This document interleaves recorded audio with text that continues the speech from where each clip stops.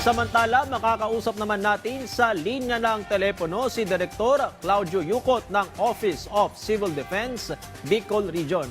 Magandang gabi po, Director Yucot. Si Patrick De Jesus po ito, kasama si Luisa Erispe ng PTV. Hello po, magandang gabi po sa inyong lahat dyan at sa lahat po ng nakikinig. Yes, Director, kamusta po ang lagay ng panahon ngayon sa Bicol Region? May mga napapaulat na po bang mga binabahang lugar? Sa ngayon po, medyo tahimik pa. Malayo-layo pa kasi konti ang mata ng bagyo na sa bandang Sapar pa. Ngunit ang tinutumbok niya ay either Albay or kung umangat siya ng konti ay Camarines Sur.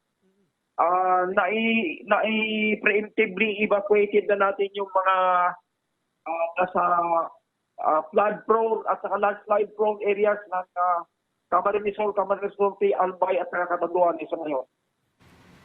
Okay. Director, paano naman po yung mga nagkaroon na ng preemptive evacuation? Ano na po yung tulong na ibinigay po natin sa kanila? Yes, ano na yan, kumbaga automatic na yung DSWD kasi nung aming disaster risk assessment kahapon ay nagbigay ng report ang DSWD na meron silang sapat na supply ng family food packs at kung kakailanganin ay kagad-agad silang distribute ng family food packs doon sa ating mga evacuated na mga kababayan dito sa Bicol. Direktor, paano naman po natin binabantayan yung banta po ng lahar? Partikular nga po dun sa mga lugar na may mga residenteng nakatira malapit po sa bulkan. Napakarami pong bulkan dyan sa Bicol Region. Isa na nga yung Mayon Volcano. Ano? Hello po, hello po. Mahina po kayo, hello. Opo, Director. Narinig niyo po ako? Opo. Director, ang tanong ko po ay paano niyo po binabantayan yung mga residenteng nakatira po malapit po sa bulkan dahil nga po sa banta ng lahar. Napakarami po ng bulkan dyan sa Bicol Region, gaya nga po ng Bulkang Mayon. Yes po, meron po tayong council, yung pong ating provincial DRRMO dito sa Albay ay meron pong council composed of ito yung interagency na nagbabantay sa Mayon, particularly yung lahar during weather disturbances kasi merong pangamba po na mag-mobilize yung lahar. Dati kasi 60 mm per hour, 60 mm of rain yung kailangan para mag-mobilize yung lahar. Pero ngayon binaba nila ang threshold.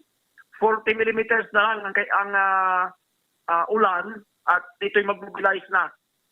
Yung pong ating mga kababayan dito sa palibot ng 6 kilometers permanent danger zone ay lagi po silang binibigyan ng babala na pagka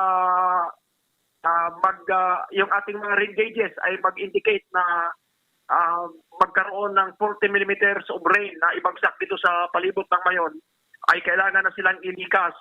Yun pong ating mga vehicles ng ating uniform services ng PNP, ng EFP at saka ng Coast Guard ay nakahanda na in case na merong pangamba na mag-mobilize itong lahar, ay kaagad-agad natin i-dispatch itong ating mga vehicles ng ating mga SRR cluster upang mahilikas po yung ating mga kababayan sa palibot ng Mayon Volcano. Okay. Director, ito pong paghahanda natin sa Bagyong Ramil. Bukod po dito sa ginawa nating preemptive evacuation, ano pa po yung mga ginagawa nating preparasyon? I understand ng iba pong ahensya ng gobyerno ay nagtutulong-tulong. Nandyan din po ang PCG at ang iba pa pong mga authorities o otoridad. Hello po, hindi ko po narinig. Hello? Opo, Director, malinaw po ba? Yes. Opo. Yes, mahina po. Hello? Opo. Ano-ano pa po yung ginagawa po nating paghahanda sa ngayon sa iba po nating mga ahensya ng gobyerno katulad po ng PCG dahil po baka naman kapag tumama na yung bagyo ay may kailangan tayong mga i-rescue o ilikas? Yes, pagka po meron po kasi tayong policy na pagka kasagsagan na ng disaster ay wala na pong rescue. Ngayon po yung mga lahat ng mga nasa lugar na flood prone at saka landslide prone ay inilikas preemptively evacuated na po sila. So wala na pong magre-rescue pagkakagsagana ng bagyo. Hello? Opo. Ilan na po Yes. sa ngayon yung kabuuang bilang ng na-evacuate po natin sa Bicol Region? Hello? Hello, Director. Naririnig niyo po kami? Yes, mahina po Opo. masyado. Hello? Opo. Sa ngayon po ba ay ilan na po yung kabuuang bilang ng na-evacuate po natin? Sa ngayon po, wala pa po kami data kasi hindi pa po nag-submit ng report yung ating mga LGUs kung ilan na preemptively evacuated nila. Yan po ay hinihintay natin at i-report natin sa taas. Sa ngayon po, hindi pa nag-filter sa amin dito yung mga reports ng mga LGUs. Wala pa naman po tayong naitala ngayon na nasaktan o nasawi dahil po dito sa bagyo. Sa ngayon po, wala pa kasi hindi pa naman siya tumama sa amin. Medyo tahimik pa ang buong palibot dito sa Bicol. Wala pang epekto ang bagyo. Ngunit kami po ay nakantabay at anytime po ay pag tumama na ito, siguro mga bandang gabi na. Bandang gabi na ito tatama. Sa ngayon po ay tahimik pa. Wala pang ulan, wala pang hangin dito sa Legazpi. At tinanong ko rin kanina yung mga PTMOs at wala pa rin po daw na epekto sa kanilang mga probinsya yung CPC at Tropical Cyclone Ramil. May video tayo, Director, na naipakita, yung mga bangka po mukhang naka-standby na. Kumbaga, bawal na po pumalaot yung mga mangingisda. Paano nyo po binapantayan yung coastal areas nga po bilang paghahanda sa bagyo? Yes po, yan po ay pangunahin namin concern dito sa Bicol. Yung po ating mga mangingisda na nawawala during weather disturbances. Isa po yan sa aming priority na i-disseminate sa mga kababayan nating mangingisda na huwag na pong pumalaot pagka meron na pong nakaambang weather disturbances na paparating sa atin.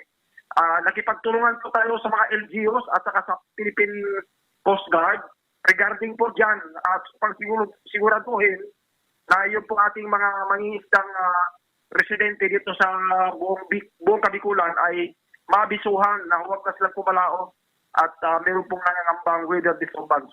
Okay. Ayan po, ingat po kayo dyan, Director Yukot, at pati na rin po yung mga residente po. Maraming salamat po. Yes po. Kami po yung nakaantabay ngayon at naghihintay pagka tumama itong bagyo na ito.